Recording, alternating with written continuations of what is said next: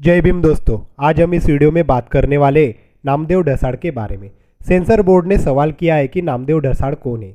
ये मामला मीडिया में इतना वायरल क्यों हो रहा है, इसकी जानकारी हम आपको वीडियो में आगे देंगे। नामदेव ढसाड़ कौन है, उनकी जीवनी भी बताएंगे। नामदेव ढसाड़ दलित पैंथर आंदोलन के प्रेरणा और प्रसिद्ध कवि ने अपनी लेखनी के माध्यम से समाज के दलित वर्ग के दर्द और संघर्षों को बयां किया। उनकी कविताएं न केवल शोषण और भेदभाव के खिलाफ एक गहरी आवाज बनी, बल्कि उन्होंने अपने ओजस्वी शब्दों से मराठी साहित्य को नया आयाम भी दिया। उनका लेखन सामाजिक न्याय और समानता की ओर एक मजबूत कदम था, जो आज भी उन विचारों को जीवंत बनाए रखता है। अम्बेडकरवादी विचारधारा के समर्थन होने के नाते ढसाड़ ने समाज के उन हिस्सों की आवाज़ उठाई जो सदियों से हाशिए पर थे और उनकी स्थिति सुधारने की दिशा में कार्य किया। हाल ही में एक मराठी फिल्म चल हल्ला बोल को लेकर विवाद सामने आया है, जो दलित पैंथर और युवा क्रांति दल के आंदोलन के इतिहास को प्रस्तुत करती है। इस फिल्म में नामदेव ढसाड़ की कविताएं शामिल की गई है, लेकिन सेंसर बोर्ड ने इन कविताओं को हटाने की शर्त रखी है।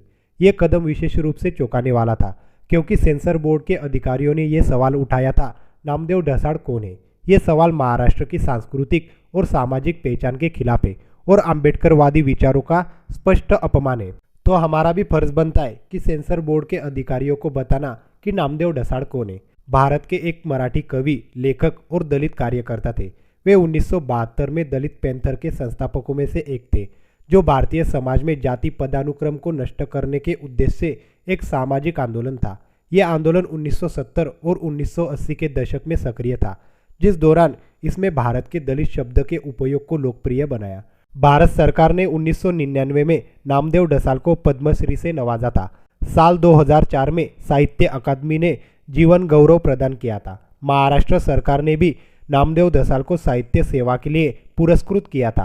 गोलपीठा के लिए नामदेव ढसाड़ को सोवियत लैंड नेहरू अवार्ड से नवाजा गया था। नामदेव ढसाड़ का जन्म 1949 में भारत के पूना के खेड़ तालुका के पुर गांव में हुआ था। जब वे 6 साल के थे, तब वे और उनका परिवार मुंबई चले गए। मार जाति के सदस्य वे घोर गरीबी में पले बढ़े। अमेरिकी ब्लैक पैंथर आंदोलन के उदाहरण का अनुसरण करते हुए उन्होंने 1972 में दोस्तों के साथ दलित पैंथर आंदोलन की स्थापना की। इस सामाजिक आंदोलन ने फुले, शाहू और अंबेडकर आंदोलन के आधार पर समाज के पुनर्निर्माण के लिए काम किया। ढसाड़ ने मराठी दैनिक सामना के स्तंभ लिखे। इससे पहले उन्होंने साप्ताहिक सत्यता के संपादक के रूप में काम किया। 1972 में उन्होंने अपनी कविता की पहली मात्रा गोलपीठा प्रकाशित की। इसके बाद और कविता संग्रह प्रकाशित हुए। माओवादी विचारों से प्रेरित मूर्ख मातारिय ने एक मूर्ख बूढ़े व्यक्ति द्वारा तुझी इयत्ता कांची, आप कितने शिक्षित हैं, खेल और प्रियदर्शनी पूर्व भारतीय प्रधानमंत्री इंदिरा गांधी के बारे में। इस दौरान ढसाड़ ने 2 उपन्यास भी लिखे, अंधेले शतक और अम्बेडकरी चालवाल जैसे पर्चे भी प्रकाशित किए, जो BR अम्बेडकर की समाजवादी और साम्यवादी अवधारणा पर एक प्रतिबिंब थे। बाद में उन्होंने कविता के 2 और संग्रह प्रकाशित किए, मी मराले सूर्याच्या रातचे 7 घोडे, मैंने सूर्य के 7 घोड़ों को मार डाला, और तुझे नाव धारून मी चाललो आहे, मैं आपकी उंगली पकड़कर चल रहा हूँ। 1977 में ढसाड़ ने एक संक्षिप्त प्रेम प्रसंग के बाद प्रसिद्ध मराठी लेखिका मलिका अमर शेख से विवाह किया। हालांकि ढसाड़ की कथित घरेलू हिंसा, शराब की लत और कर्ज की समस्याओं के कारण विवाह में परेशानी हुई। 1981 में ढसाड़ को मायस्थीनिया का पता चला। बाद में वे कोलोरेक्टल कैंसर से पीड़ित हो गए। उन्हें सितंबर 2013 में मुंबई के एक अस्पताल में इलाज के लिए भर्ती कराया गया था।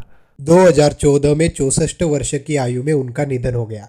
आपको वीडियो कैसी लगी हमें कमेंट करके ज़रूर बताना और हमारे चैनल को लाइक और सब्सक्राइब ज़रूर करना। धन्यवाद।